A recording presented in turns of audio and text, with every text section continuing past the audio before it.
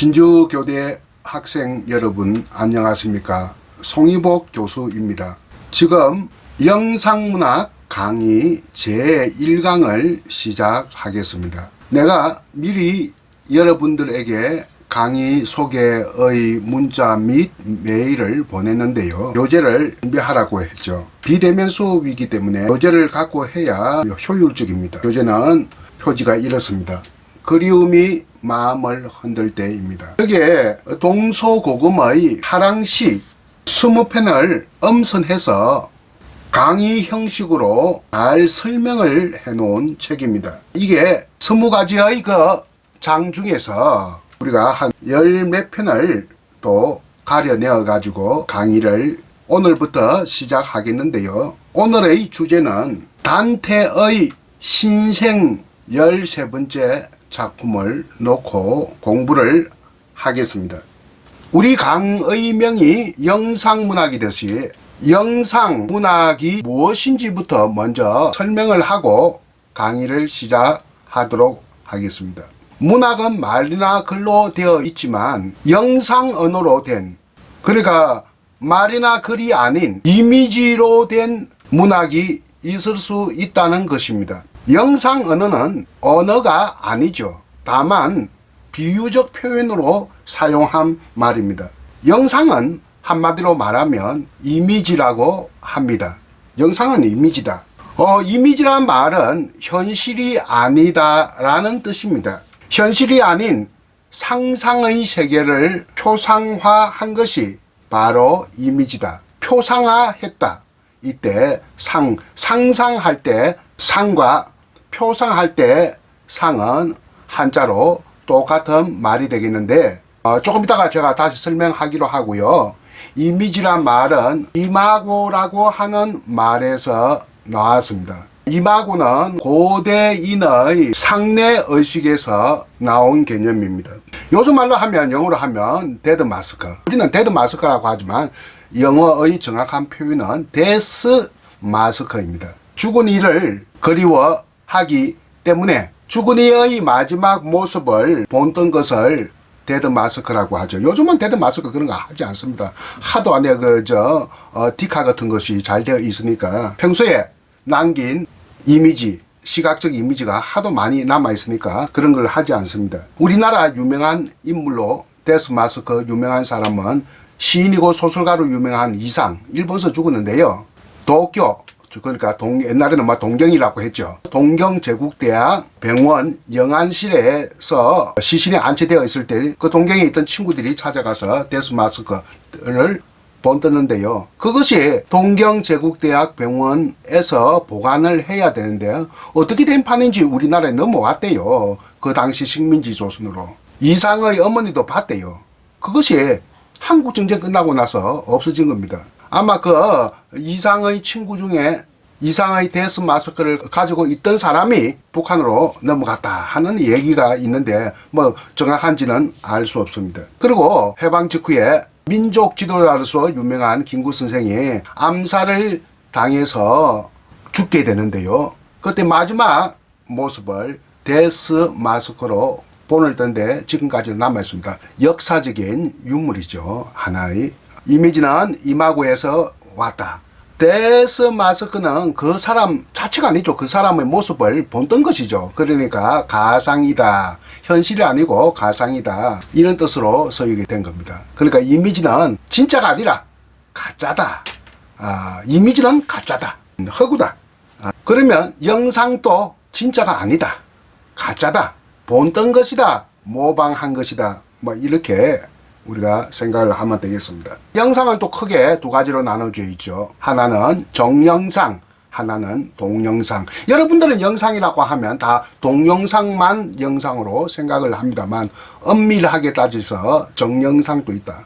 그러면 정영상은 뭐냐? 대표적인 것이 그림과 사진이다. 이렇게 보면 되겠습니다. 동영상은 그러면 무엇이냐? 움직이는 영상이니까 영화, 애니메이션, TV나 컴퓨터의 화면을 통해서 나타난 화상, 그림 이미지, 이런 것이 바로 동영상이라고 하죠. TV는 뉴스와 같은 사실 프로그램도 있고 또 연애 프로그램도 있고 또 그리고 드라마도 있습니다. 많은 종류의 영상, 즉 그 하위 갈래가 또 나누어집니다. 아무튼 영상은 정영상과 동영상, 정지된 영상과 움직이는 영상 두 가지 종류가 있는데, 앞으로 정지된 영상도 여러분 영상의 개념이다 하는 것을 꼭 염두에 두고 넘어가도록 하겠습니다. 영상의 상대 개념이 뭐냐? 반대말이 뭐냐? 대체로 사람들은 일반적으로 봐서 문자로 보는 경향이 뚜렷합니다. 영상과 문자를 서로 상대 개념으로 보는 간섭이 뚜렷하고 있습니다. 그래서 영상과 문자의 그 특성을, 영상이든 문자든 공통점은 뭡니까? 의사소통 아닙니까? 그러면 서로 상반되는 특성도 분명해 보입니다. 그 영상을 하나로 이야기해서 휘발성을 가지고 있다 하면, 문자는 점착성을 지니고 있다. 휘발성은 순식간에 사라져버리는 성격을 말하고, 점착성이라고 하는 것은 끈적끈적하게 남아있는 성격을 말한다. 우리가 컴퓨터 화상을 통해서, 화면을 통해서 게임을 했다고 합시다. 게임하고 나면 뭐 남는 게 있습니까? 남는 거 없습니다. TV를 통해서 연애 프로그램 보고 나면 하하 호호 웃다가 끝나버리죠. 이렇게 이런 것은, 영상은 좀 휘발성을 가지고 있다. 그런데 이에 비해서, 영상에 비해서 문자는 뭔가 모르게 끈적끈적하게 남아있는데, 책을 읽고 나면 마음속에 오래 남는 그 무엇이 있습니다. 그 무엇이 우리가 뭐라고 하네 규정할 수 있겠습니까? 그 무엇을 할 때 그 무엇은 무엇이겠습니까? 뭐 기억이라 해도 좋고, 인상이라도 해도 좋고, 감동이라도 해도 좋습니다. 그러면 영상을 보고 난 다음에 기억이 없느냐, 인상이 안 남느냐, 감동은 없느냐, 뭐 이렇게 말할 수가 있겠죠. 제가 여기서 말하는 것은 상대적인 비교다. 문자가 상대적으로 볼 때 영상에 비해서 기억과 인상과 감동이 비교적 뚜렷하다 하는 겁니다.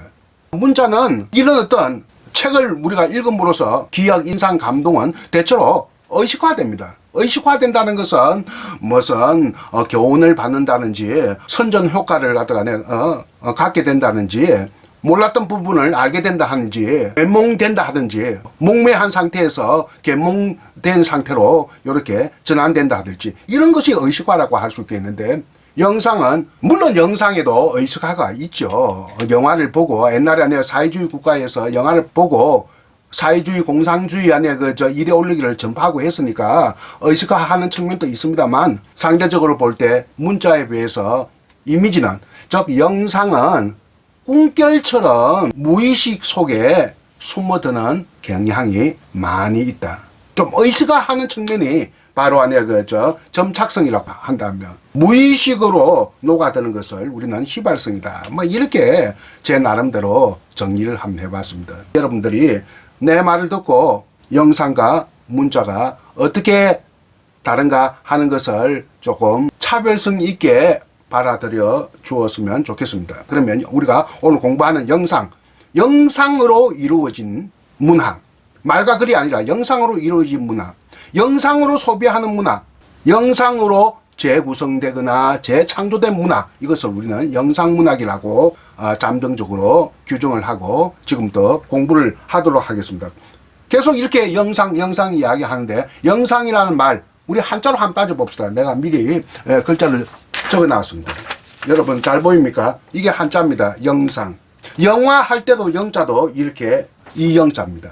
어미론적으로 보면 그림자 영자도 해당될 수 있겠죠. 영화를 촬영하라 할 때 촬영은 이 영자가 아니라 그림자 영자입니다. 하여튼 그림자와도 관련된다.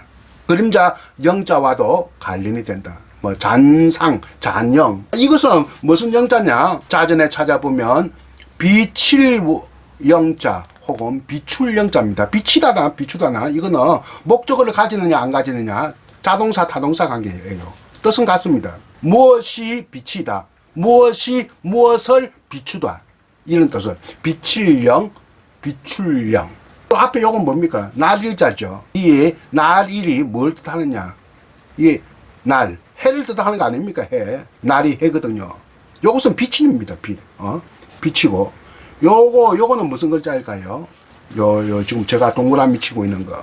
이걸 앙자입니다. 가운데 앙자. 무슨 중앙 할 때 앙자입니다. 중앙역, 중앙병원, 중앙대학교, 중앙청, 뭐 이런 말 쓰지 않습니까? 센터란 말. 이 앙자, 가운데 앙자라는 뜻입니다. 무대가 있는데, 무대가 있는 그 실내 공간. 그 무대가 항상 가운데 있죠. 가장자리 있지 않습니다. 가운데 있습니다. 또 그리고 영화를 비추는 영화관에서 또 가운데가 바로 스크린이 있습니다. 그렇죠? 항상 가운데 있습니다. 어둠 속의 공간이 무대 공간이고 또 그 영사실이 되겠습니다. 영화의 그 이미지를 비추어주는 화면, 그것을 스크린이라고 하죠. 대체로 그 어둠의 공간 중에서 가운데에 있습니다. 어둠의 공간 한가운데 무대나 화면이 있다고 우리가 전제를 하고, 빛이 요 날일자, 빛이 어디를 비추어주느냐? 중앙에 있는, 가운데에 있는 화면에 비추어준다. 화면은 스크린이라고 보통 이야기하고, 또 한자말로 음막이라고도 합니다.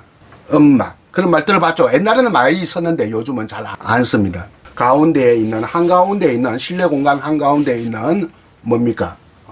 스크린에 비추어주고, 빛을 비추어주고, 빛을 비춰주면 빛만 있는 게 아니죠. 빛과 그림자가 함께 있죠. 그래서 빛과 그림자가 이 섞여서 하나의 이미지를 만들어냅니다. 아까 이 영자가 그림자 영자하고도 관계가 있는데, 빛과 그림자가 바로 이 영입니다. 빛과 그림자를 비추어주는, 혹은 화면에 비추는 것이 이 영을 뜻한다. 영사기가 보내는 빛에서 빛이고, 요것은 스크린을 말한다. 가운데 있는 화면 스크린을 말한다. 이렇게 보면 되겠습니다. 우리 TV도 거실에 중간에 이제 가장자리 잘 안 놓지 않습니까? 우리가 거실에 안에 그 TV를 볼 때 가정에서. 그리고 요 상 보십시다. 이 상은 요 앞에 있는 것을 우리가 두 가지로 지금 만약에 합쳐져 있는데, 글자가 앞에 있는 요거는 사람 인자의 변형입니다. 사람입니다. 사람. 이거 사람 인자 알죠? 요렇게 하나 사람 인자. 뒤에는 코끼리 상자입니다. 장기 둘 때 마상 그런 게 있죠. 이 상자가 코끼리인데, 앞에 것은 보통 한자에는 왼쪽은 의미부라고 하고 오른쪽을 소리부라고 하거든요. 그러니까 소리를, 이게 상자니까 이 전체가 상으로 소리를 내는 겁니다. 이게 무슨 말이냐 하면, 옛날에 2000년 3000년 전에 중국 고대인들이 코끼리라는 것을, 코끼리라고 하는 사물의 존재를 알았습니다. 그런 게 있다는 것을 알았어요. 코끼리는 덩치가 엄청나게 크고, 이 말보다도 몇 배 더 크고, 코가 길다. 우리나라 말 코끼리란 말은 원래 코길입니다. 고길이. 고가 코거든요.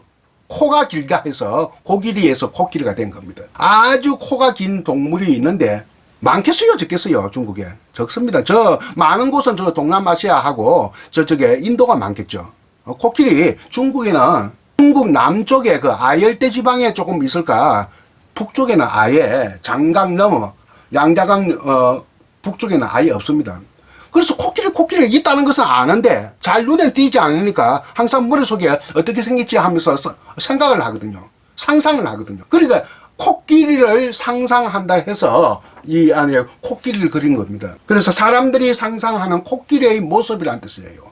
그러니까 이 뜻은, 이 코끼리란 뜻은 상상하는 코끼리의 모습이라는데, 상상하다 이 뜻도 되고 코끼리도 되고 모습도 되는 것입니다. 그러면 이 안에 사람 인별을 빼더라도, 코끼리 상만 쓰더라도 같은 뜻으로 쓰입니다. 요것만 있어도, 요 상자만 있어도 상상하다, 생각하다. 뒤에는 본떠다, 닮았다, 비슷하다, 이런 뜻으로 전이가 됩니다. 그러니까 이것은 뭡니까? 사람이 코끼리를 생각하는데 이것을 현실입니까? 현실 아닙니까? 현실 아니고 가상이다, 가상. 요즘 말 하면 가상현실을 뜻하는 것이다. 그러니까 이거는 무엇을 뜻하느냐? 진짜가 아니라 가짜다 하는 것을 뜻하는 겁니다. 내 눈앞에 있는 코끼리를 보는 것이 아니라 머릿속을 통해서 코끼리가 이랬을 것이라 라고 생각하는데, 자, 이거 옛날 이 코끼리 상자, 옛날 글자 보면 이거 지금하고 우리가 지금 알고 있는 상자와 다릅니다. 막 구불구불하게 아니라 그림처럼 그려놨는데 그 한자가 상형문자 아니에요. 여기 뭐냐 하면 코끼리 머리예요. 요 코끼리 몸이고 이게 요게 코끼리 앞다리고 요 뒤에가 코끼리 뒷다리고 그렇습니다. 이 코끼리 이렇게 된 거 있죠. 이렇게 된 것은 코끼리 등뼈라고 생각하면 됩니다. 옛날 그 그림은 정말 코끼리처럼 생겼어요. 옛날의 그 상형 문자인 코끼리 상자의 옛날 모습. 그 책자를 보면 코끼리가 생겼습니다. 제일 앞에. 근데 코가 길다고 했는데 코가 이걸 어디에서 보느냐 하면 요 드론이 떠 있어서 위에서 아래로 보는 모습이에요. 그러니까 코가 안 보이는 거예요. 옆에서 보고 이렇게 상형 글자를 본뜻 하면 코가 긴 모습으로 이렇게 그렸겠죠. 이게 원래 한자는 그림에서 나온 겁니다. 여러분이 이렇게 바뀌어서 진시황 시대에 와서 조금 통일된 감이 있었고, 더 안에 진시황 이후에 고대 중국 때에는 완전히 통일되어 가지고 우리에게 지금까지 이렇게 전해진 겁니다. 그 이전에, 우리가 지금 알기 이전에 그 고자, 어디 있습니다. 내가, 지금 너무 모습이 작아가지고 안 보여주고 있는데요. 꼭 코끼리가 생겼어요. 지금 이래도 코끼리 같이 생기지 않았습니까? 이거는, 이 상자는 현실이 아니다. 가상현실이다. 이미지다. 이미지. 현실이 아니라 이미지다. 진짜가 아니라 가짜다. 철학적 용어로는 프랑스어로 시뮬라크르다. 시뮬라크르란 말은 환영이란 뜻입니다. 진짜가 아니고 가짜, 가상현실을 뜻하는 것이죠. 시뮬라크르를 만드는 과정을 시뮬라시옹인데 영어로 하면 시뮬레이션입니다. 시뮬레이션은 가짜가 되는 과정을 말하는 것이에요. 프랑스어. 이렇게 철학 용어는 20세기 현대 철학 용어는 프랑스어가 많습니다. 왜냐하면 20세기의 안에 철학은 프랑스가 거의 다 지배를 했다고 해도 과언이 아니거든요. 뭐 구조주의니, 포스트 구조주의니, 뭐 하면 초현실주의니 하면서 뭐 이렇게 여러 가지 안에 현대 철학의 안에 중심부에 프랑스라고 하는 나라가 있었기 때문에 과거에는 독일이었죠. 18, 19세기에는 뭐 칸트니 헤겔이니 하면서 그러나 20세기 와서는 그래서 안에 이 철학 용어, 학문적 용어는 프랑스어가 참 많습니다. 영어 못지않게 많습니다. 영어는 주로 상업, 무역 이런 데 이용되는 언어거든요. 학문이나 예술이나 뭐 철학 이런 것보다는요. 그래서 안에 시뮬레이션이란 말로 하면 이상하게 벌써 안에 학문적인 아우라가 없어요. 시뮬라시옹 하면 똑같은 말이라도 뭔가 좀 아우라가 있지 않습니까? 아우라 말 여러분 알죠? 이렇게 영상에 대한 이야기로서 벌써 이렇게 시간이 많이 흘렀네요. 그러면 첫 번째 우리 1강을 봅시다. 교재 14쪽을 펴보면 내 눈은 두 눈에 사랑을 가져다 주니, 단테의 신생에 있는 시 한 편을 골랐습니다. 신생 중에서도 13번째 시에 해당되겠습니다. 단테 여러분은 이야기 많이 들어봤죠. 세계적으로는 위대한 문인이지 않습니까? 1265년에 태어나서 1321년에 세상을 떠났습니다. 20일 하니까 뭔가 짚히는 게 있죠. 올해가 20일로 끝나는 해이지 않습니까? 올해가 단테 700주기 되는 해입니다. 무슨 안에 600주기, 700주기, 800주기는 100년에 한 번씩 오는 해이지 않습니까? 그러니까 올해가 의미 있는 해이죠. 단테의 생애나 문학을 놓고 볼 때. 그래서 올해 2021년 올해는 단테의 700주기가 되는 해, 아주 의미 있는 해다. 그러니까 이탈리아에서는 상당히 단테 행사를 많이 하겠죠. 요 몇 년 전에 셰익스피어 400주기, 세르반테스 400주기, 세르반테스하고 셰익스피어는 같은 날 죽었거든요. 그 날이 안에 400주기가 되는 해인데 스페인보다 영국에서 훨씬 더 난리를 쳤지요. 몇 년 전에. 단테의 정확한 이름은 단테 알리기에리입니다. 단테 알리기에리. 단테가 성일까요? 이름일까요? 다들 성인 줄 알고 있는데 이름입니다. 서양 사람의 안에 성은 뒤에 오지 않습니까? 서양의 유명한 사람들, 문인들, 예술가들, 철학자, 정치인들, 모든 사람들은 성을, 뒤에 오는 성을 두고 우리가 부르거든요. 문인만 두고 봅시다. 셰익스피어, 톨스토이, 괴테, 헤밍웨이, 다 그 사람은 이름 뒷자리에 오는, 이름 뒤에 오는 성이거든요. 자기 안에 패밀리 네임이다 말입니다. 그러니까 성을 가지고 보통 우리가 이렇게 약칭을 하는데 단테는 이름을 가지고 해요. 이게 좀 이상하지 않습니까? 단테는 진짜 이름도 아닙니다. 애칭이에요.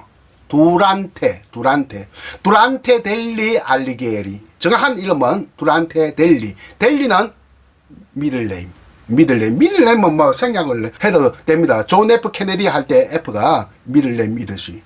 그래서 두란테란 말은 아예 쓰지도 않고요. 애칭인 단테로 보통 통일을 합니다. 애칭이기도 하고 예명이기도 하죠. 이 사람 본명은 두란테다. 보통 밀리 네임을 쓰는 서양의 관례에 따르면 알리기에르라고 해야 돼요. 셰익스피어와 알리기에리 뭐 이런 식으로 해야 되거든요. 근데 알리기에르란 말 우리는 잘 모르거든요. 근데 단테만은 조금 예외적으로 우리가 이름을 알고 있다 이렇게 생각하면 되겠습니다. 고향은 이탈리아. 나도 이탈리아에 십몇 년 전에 가봤는데요. 거기서 한 일주일 동안 그 피렌체에 있었습니다만 그 피렌체가 자기의 고향입니다. 단테의 고향입니다. 피렌체의 소귀족, 막 그 대단한 귀족이 아니라 약간 조금 한물 간 그런 귀족 집안의 출신입니다. 평민은 아니다 하는 거. 이탈리아는 원래 로마 제국이죠. 오랫동안 그 세계 제국을 지니고 있는데 로마가 망하고 로마의 그게 이제 동쪽으로 옮겨갔죠. 그게 동로마입니다. 보통 로마라고 하면 서로마를 말하는 겁니다. 로마가 멸망하고 나서 나라들이 안에 갈기갈기에 이렇게 소국으로 쪼개졌는데 이것이 1300년간 안에 지속되었습니다. 그래서 피렌체도 도시이면서 피렌체의 하나의 소국, 독립적인 작은 나라로 이렇게 1300년 동안 유지되는데 특히 피렌체는 메디치 가문이 사실상 한 수백 년 동안 지배를 했다. 이탈리아는 이렇게 많은 소국들로 구성되어 있는데 유명한 소국들 많죠. 베네치아, 나폴리가 좀 크고 나폴리는 계속 왕국을 유지했습니다. 다른 나라는 공화국을 유지했고요. 또 교황이 직접 다스리는 로마. 지금의 이탈리아의 수도인 로마는 교황령입니다. 교황이 지배하는 그렇게 이렇게 갈게 있고 역시 중심은 교황령 지금의 그 바티칸이라고 할 수 있겠습니다. 그러다가 이 19세기 한 중반에 와서 이탈리아가 다시 안에 통일됩니다. 통일되는 과정이 또 수십 년 걸렸습니다. 나폴레옹 침공을 받고부터 우리도 통합해야 되겠다 하는 생각이 처음 일게 된 거죠.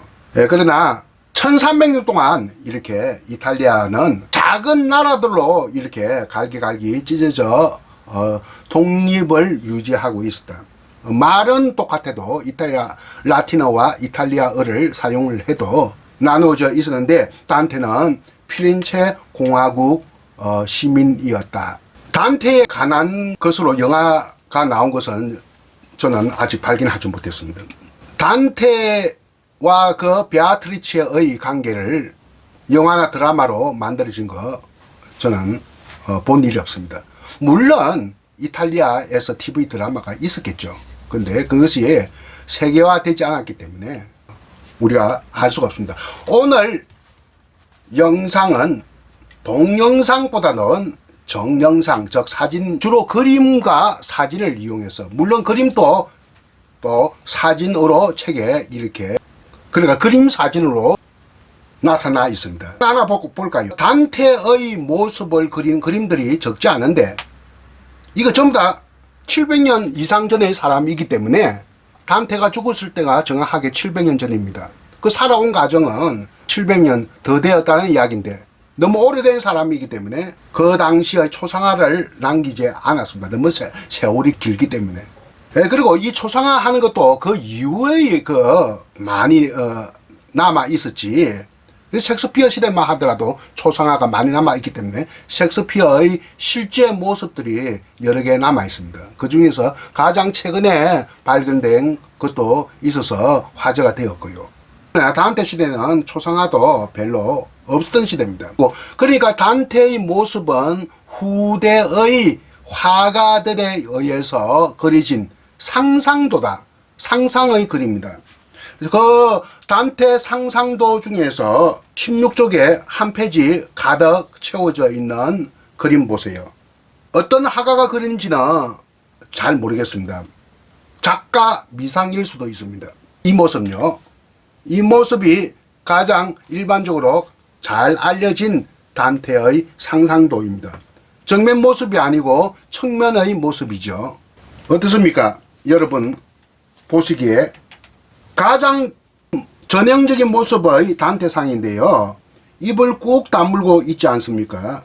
신념에 가득 찬 모습입니다. 입을 꾹 다문 모습이 인상적인데 신념에 가득 찬 모습이다. 이 책은 유명한 당태 평전을 쓴 그 책은 우리말로 번역된 책인데 그림이 반대죠. 반대로 되어 있는데 우리 책의 그림과 책에 있는 그림 사진이 원래 모습이고요. 이것은 반대로 지금 되어 있는데 대칭 이동한 겁니다. 이미지를 대칭 이동하는데 요즘 컴퓨터에 보면 대칭 이동하는 것은 식은 죽무기처럼 되어 있습니다. 이게 원래 오리지널 그림 사진이다. 이렇게 보면 되겠습니다. 윤동주의 사진들이 별로 그렇게 남아있지 않은데 오래된 사람도 아니지만 20세기 사람인데 유족들이 그렇게 급히 해방 이후에 그 만주에서 간도에서 내려오느라고 챙기지 못했고 소련군들이 안에 검문하는 바람에 가져오는 사진 앨범을 버렸다. 유리창 바깥으로 뭐 그런 얘기도 있습니다만 그래서 사진이 많지 않다고 하는데요. 윤동주 사진들 남아있는 것들 보면 입을 꾹 다문 모습입니다. 이 지금 단테의 모습처럼요. 일본에 그 윤동주와 그 비슷한 삶을 사는 시인이 있어요. 잘생긴 모습에다가 지적이고 대학생의 모습에다가 요절한 아까운 청춘의 이미지가 가득 남아있는 시인이 한 사람이 있어요. 그런데 이 사람은 이름이 지금 갑자기 생각이 안 나는데 일본 시인은 두 사람이 비교를 해보면 딱하네 비슷한 삶을 살아왔고 비슷한 이미지를 가졌지만 사진을 보면 딱하네 차이가 나는 게 있습니다. 윤동주는 입을 꾹 다문 모습이고 일본의 청년 시인은 모습들마다 입을 해 벌린 모습입니다. 그리고 윤동주는 좀 신념에 가득 찬 모습이라고 한다면 이 일본 시인의 모습은 윤동주처럼 교복 입은 사진들이 많이 남아 있는데 다정다감한 이미지다. 이렇게 볼 수 있겠네요. 갑자기 윤동주가 남긴 사진이 입을 꾹 다물면서 일자의 입술을 하는 모습과 좀 유사하다는 점에서 제가 한마디 여러분께 말씀을 드렸습니다. 그리고 단테의 생애에서 빼놓을 수 없는 사람은 베아트리치죠. 여러분 베아트리치 하면 다들 들어봤을 겁니다. 베아트리치는 구원의 여인상이라고 하는데 구원할 때 여러분들 이 구원을 닐리프라고 생각하는데 닐리프가 아니에요. 한자가 달라요. 이 구자는 항구적이다, 오래되었다 할 때 구자입니다. 원자는 멀리 있다 할 때요. 멀리 있을 원자, 먼 원자. 그러니까 구원의 여인상 할 때 이때 말하는 구원은 영원성, 변치 않는 것, 이것을 뜻합니다. 나를 구원해 줬다는 구원이라고, 그 구원이 아니에요. 구원의 여인상이라고 우리는 베아트리치를 이야기를 합니다.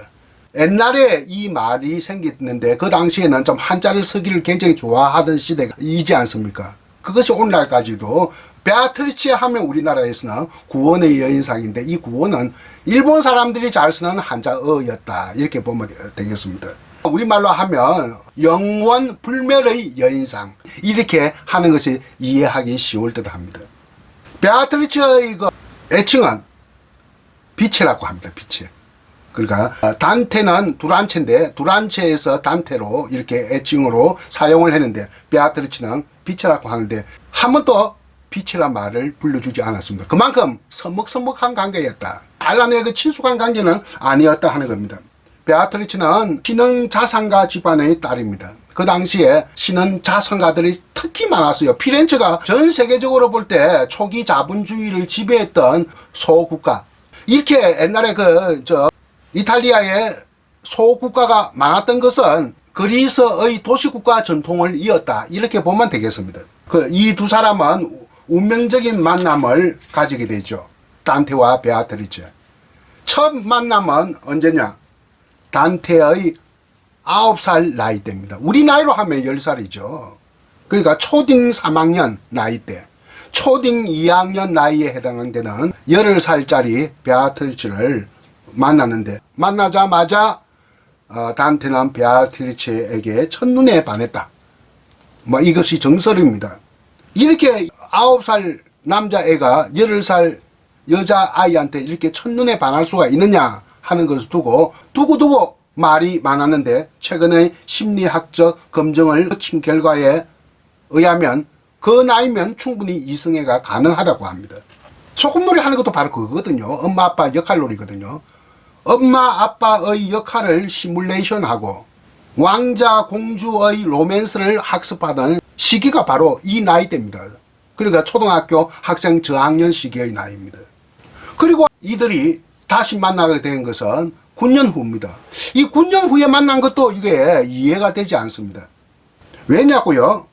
피렌체에 나도 가서 일주일간 있어 봤지만 진주처럼 좁은 마을입니다. 꼭 진주 같아요, 느낌이. 중간에 물이 흐르고요. 강물이 흐르고. 근데 거기가 거기서 거기인데 어떻게 다시 만나는 것이 이 9년 만에 만났겠느냐? 그게 조금 안에 이해가 되지 않네요.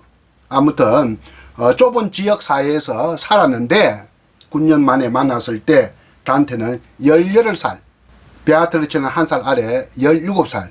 우리 지금 나이 기준으로 하면 고3, 고2 나이. 여러분 식으로 하는 고딩 3학년과 고딩 2학년.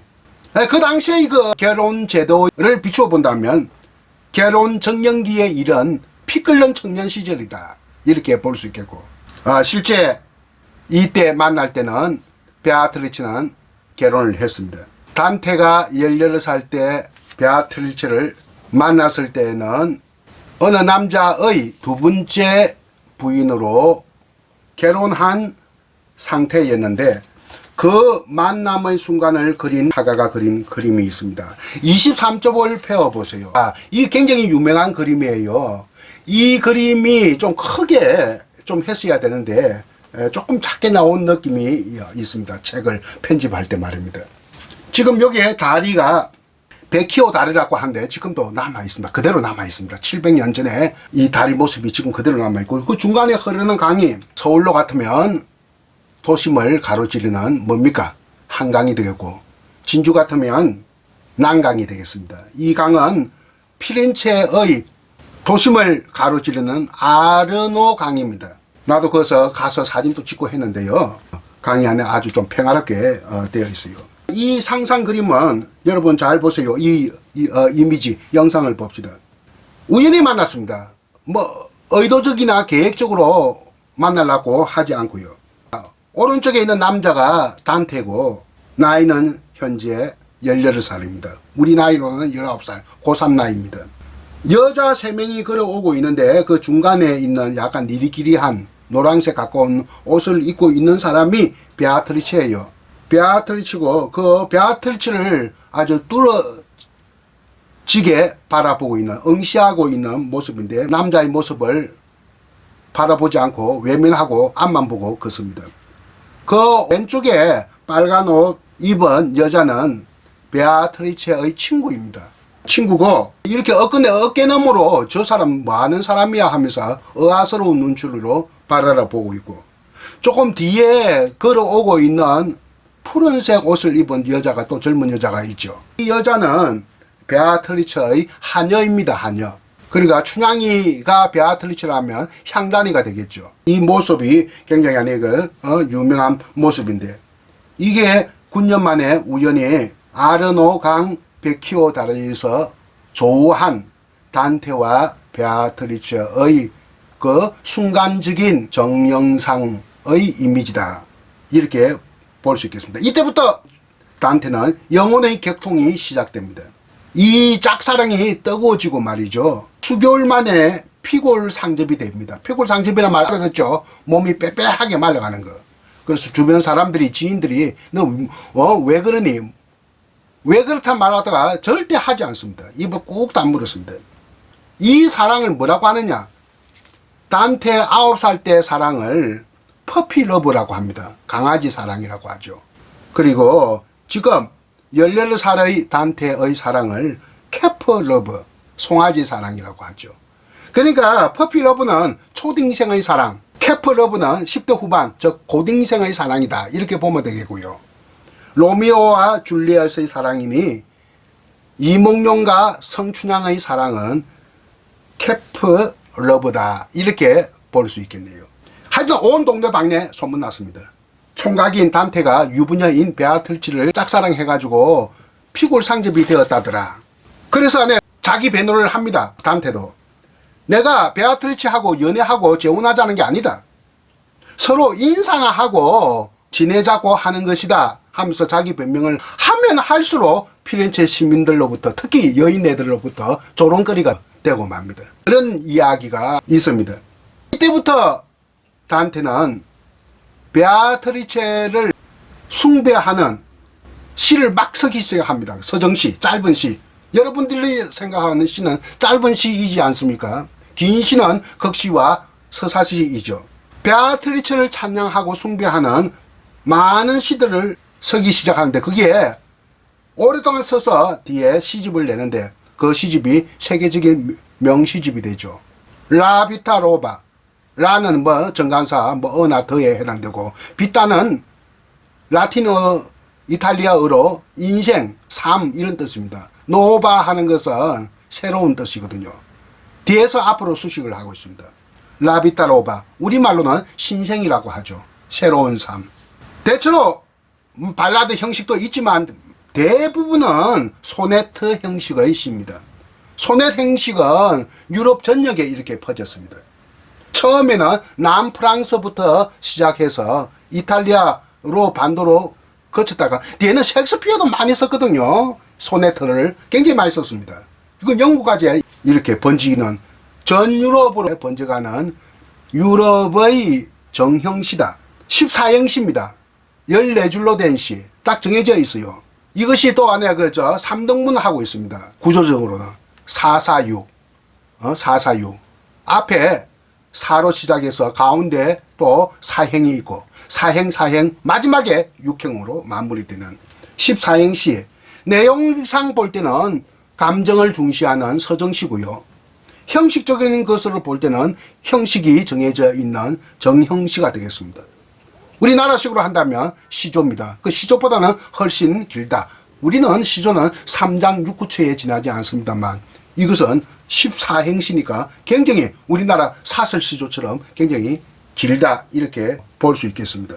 그러면 이 중에서 내가 보기에는 가장 유명한 시는 말입니다. 시를 보려고 하는데요. 시가 몇 페이지에 있습니까 여러분? 미리 본 사람들이 있습니까? 다시 또 뒤로 가야 되겠네요. 20쪽에 이렇게 14행시가 나타나 있습니다. 446으로 이렇게 되어 있죠. 내 여인은 두 눈에 사랑을 가져다 주니. 이게 굉장히 유명합니다. 내 여인은 두 눈에. 내 여인은 베아트리체를 말하는 것이에요. 내 여인은 두 눈에 사랑을 가져다 준다 하니까 눈으로 하는 사랑에 머물러 있다는 겁니다. 눈으로 하는 사랑에서 더 발전되면 몸으로 하는 사랑. 그러니까 육체적인 사랑. 이 육체적인 사랑은 근대라고 하는 시대적 자학과 함께 이루어지거든요. 그래서 이것을 보고 우리는 에로티시즘의 탄생이라 이렇게 말합니다. 눈에 머무는 사랑은 정근대적인 사랑이에요. 이것은 플라토닉 러브라고 한다. 플라토닉은 플라톤입니다. 플라톤은 평생을 독신으로 살았습니다. 좋아하는 여자는 많았지만 연애하는 여자, 결혼하는 여자는 평생에 없었습니다. 너무나 눈이 높고 너무나 이상이 높고 사랑이라고 하면 순수한 정신의 사랑이지 그 속물적인 육체적인 사랑은 사랑으로 보지 않았습니다. 이것을 플라토닉 러브. 플라토닉 러브 어디서 많이 들어봤죠? 플라톤의 사랑. 그 순수한 사랑, 육체적인 것을 거부하는 정신적인 사랑, 순수관념의 철학자이고 또 사랑에 있어서도 사랑관도 순수관념의 사랑관을 가지고 있었던 플라톤의 사랑을 우리는 플라토닉 러브라고 하는데 이 플라톤 시대가 어느 시대입니까? 단테보다 또 훨씬 안에 천몇백 년 안에 앞선 시대거든요.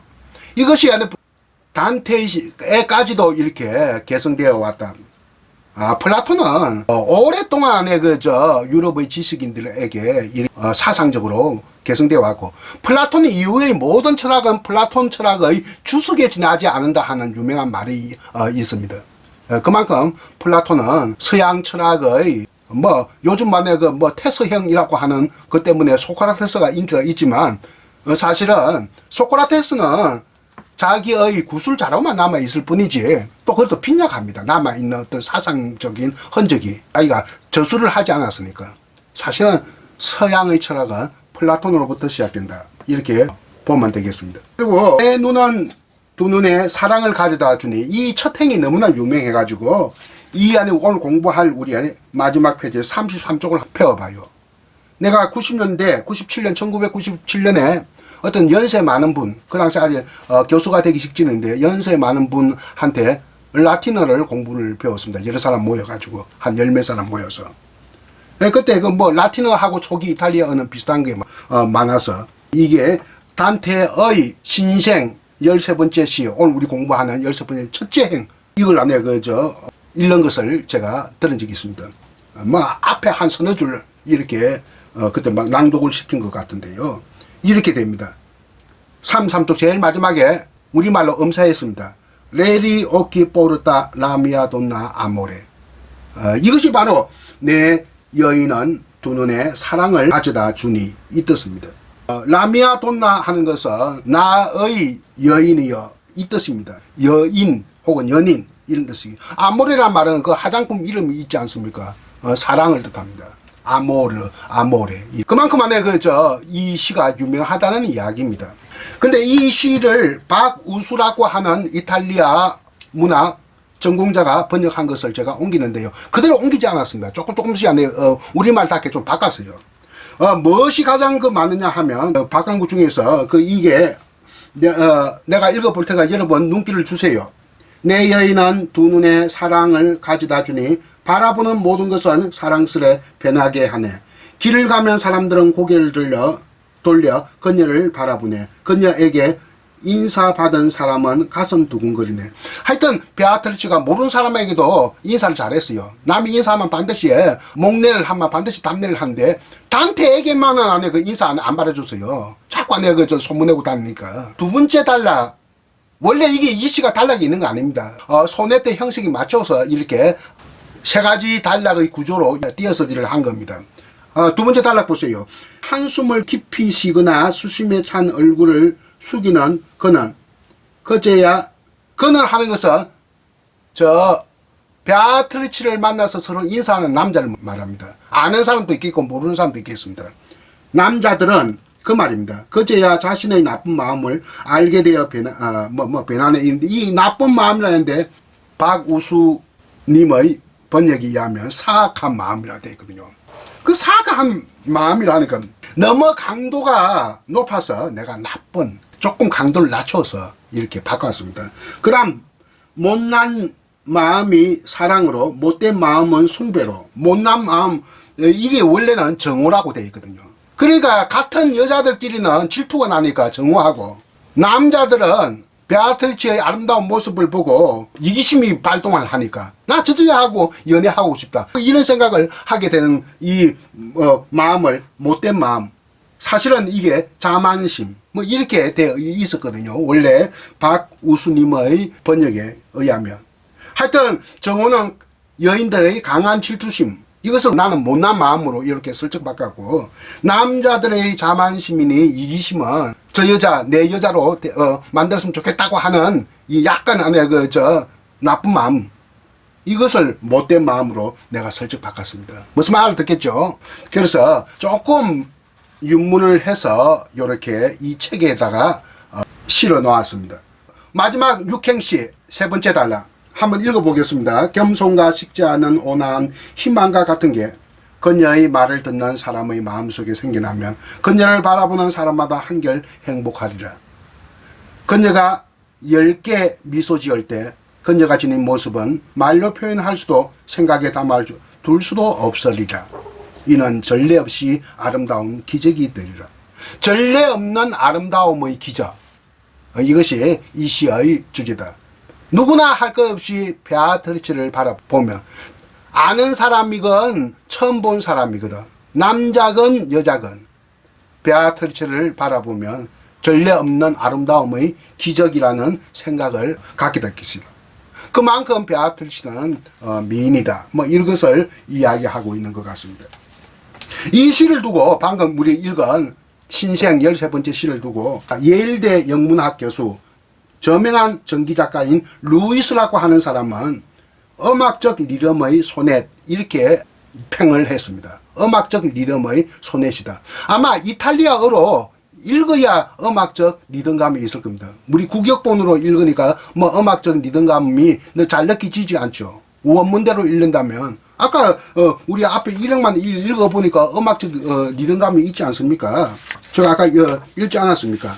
내리오키 포르타 라미아 돈나 아모레 이렇게 이 책이 국역본입니다. 루이스의 단테의 평전을 선 책입니다. 그리고 이제 시를 낭독했으니까요. 이제 빨리빨리 안에 지나가도록 하겠습니다. 베아트리체는 아깝게 젊은 나이에 죽습니다. 향년 24년 3개월에 요절을 합니다. 우리 나이에 25세 나이에 죽습니다. 이때 단테 나이는 26이고요. 이때까지 결혼도 안 했습니다. 그리고 나서 뭐 엄청난 충격을 받았죠. 그리고 이게 평생 죽을 때까지도 베아트리체를 잊지 못합니다. 베아트리체 죽고 나서 단테가 결혼을 하고 5남 1녀를 낳습니다. 아들 5명에 딸 1명인데 딸은 외동딸이죠. 이 딸을 뒤에 수녀로 보내는데 수녀가 되게 하는데 이름이 베아트리체입니다. 베아트리체를 좋아했기 때문에 딸의 이름도 베아트리체라고 했다. 단테는 장수는 했지만 베아트리체는 요절을 해도 뭡니까? 단테는 장수했지만 비운의 삶을 살았다. 정치인으로서 당파 싸움에 연루가 되어가지고 그 당시에 흑파와 백파로 나누어서 살았다. 우리나라로 하면 노론과 남인, 노론과 소론, 남인과 북인 뭐 이런 식으로 당파 싸움을 했는데 자기가 속해 있는 백파는 흑파에게 당파 싸움에서 지게 됩니다. 정쟁에서 지게 됩니다. 내전의 성격을 띤 당파 싸움이었거든요. 이 흑파가 지원해준 그 배경이 바로 교황청, 교황이 이렇게 지원을 했기 때문에 추방령을 당하고 유배지에서 평생을 살았는데요. 기양하면 조건이 하행당하는 거. 그래서 무덤도 피렌체에 없고 다른 지방에 무덤인데 요즘 피렌체 시민들이 그 무덤을 가져오려고 그렇게 노력을 하고 있는데 그 무덤 있는 마을에서는 절대 안 줍니다. 너희들 한 700년 전에 안 해요. 화해시키겠다고 하더만 왜 지금 또 데리고 가려고 하느냐 해서 절대 안 준다. 뭐 이런 이야기가 있고요.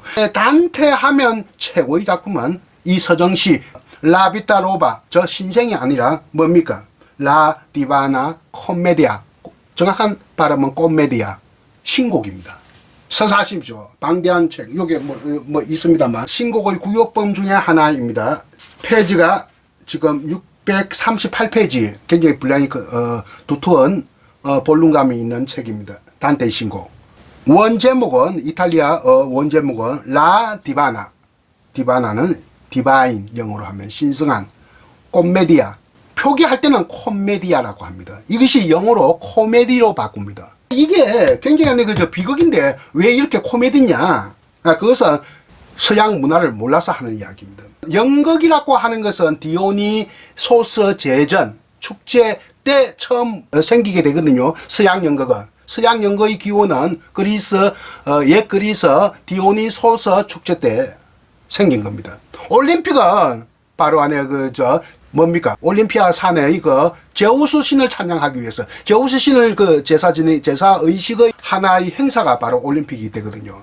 자, 이건 안에 디오니소스는 풍요와 다산과 포도주의 신입니다. 주신, 술주자 주신. 그리스 사람들은 제우스보다는 디오니소스를 더 숭배했습니다. 왜? 자기의 생활하고 관계가 있으니까. 풍요, 다산 이런 거하고 관계가 있으니까. 이 디오니소스를 찬양하고 제사 지내는 이 의식을 다 치르고 난 다음에 우리도 할아버지 제사 지내고 나면 끝나고 나면 밥 먹고 술 마시지 않습니까? 자, 그런 어떤 행사, 디프리 행사가 연극입니다. 연극의 시작입니다. 특히 그때 디오니소스 제사를 지내는 그 의식이 코미디아거든요. 그것이 이제 뒤에는 분화가 되면서 비극과 희극으로 나누어지는데 코미디아는 이라고 하는 이름은 희극을 뜻하고 비극은 트라고디아, 트레지 이렇게 또 다른 산양의 노래. 산양 알죠? 우리 강원도에도 안에 산에 있는 양 있지 않습니까? 키워가지고 그 산양유를 우유보다 더 좋다는 산양유를 갖다가 이렇게 채취하지 않습니까? 산양의 노래라는 뜻에서 드라고디아와 꽃메디아. 이것이 비극과 희곡으로 이렇게 분화가 됩니다. 원래는 꽃메디아는 연극 그 자체였다. 희곡과 비극을 합한 것이었다. 그래서 라 디바나 꽃메디아, 신곡, 신성한 할 때 신곡, 이렇게 우리가 번역을 하고 있죠. 먼저 죽은 이게 보다시피 장대한 서사시입니다. 이게 뭐 보통 그 서사시 하면 우리나라 서사시 하면 요 정도 페이지거든요. 나도 서사시 집장에 하나 썼습니다만 요 정도밖에 안 돼요. 근데 이거 굉장히 두껍지 않습니까? 이렇게 아주 스케일이 큰 안에 그 서사시를 지었는데 이것이 신곡이다. 근데 죽은 베아트르치가 자기를 천국으로 이렇게 인도하는 길라잡이, 자신의 영혼을 천국으로 인도하는 길라잡이로 묘사되고 있습니다. 거기에 로마 시대의 위대한 시인 베르길리우스도 나오고요. 중세에는 도 아니면 뭐다. 둘 중에 하나입니다. 그러니까 천국 아니면 지옥입니다. 둘 중에 하나. 양자택일 강요한다. 이것을 나는 이렇게 보고 있어요. 중세적 강박관념입니다. 중세적 강박으로부터 여유를 사람들로 하여금 숨통을 트이게 한다. 한숨을 돌리게 하는 것이 중간지대가 생깁니다. 천국과 지옥 사이의 연옥. 연옥의 탄생은 12세기로부터 시작되고 단테의 문학 작품으로 구체적으로 이렇게 나타난 것은 2세기 후 14세기 때 이르렀다, 이렇게 볼 수 있겠고요. 지금 내가 여기에 보여주고 있는 이 책은요, 우리나라 번역책인데 단테 신곡 강의라고 하는 책인데 굉장히 유명한 책이에요. 일본인 학자가 쓴 책입니다. 이게 일본인 학자가 어떻게 그 공부를 많이 했는지 요 페이지에 이렇게 내가 어제 끼워 넣었는데요. 이런 말이 있습니다. 연옥은 한숨 돌리게 하고 어중간한 상태를 긍정하게 했다. 이런 말이 있거든요. 요 밑에. 그 당시 사람들로 하여금 한숨을 돌리게 하고 어중간한 상태를 긍정하겠다. 그만큼 진일보한 관념이다. 이렇게 볼 수밖에 없다는 겁니다. 연옥의 탄생은 중세로부터 진일보한 관념이다. 이렇게 보는 것이 맞지 않느냐 하는 것이 제 나름대로의 생각입니다. 단테의 필생의 대표작 신곡은 바로 죽기 직전에 완성을 합니다. 이 완성한 다음에 바로 안에 세상을 떠납니다. 이것을 완성하기 위해서 그는 한평생을 살았다고 해도 과언이 아니죠. 피렌체를 우리는 지명은 플로렌티아, 플라우하고 좀 비슷하죠. 꽃의 도시라는 뜻입니다.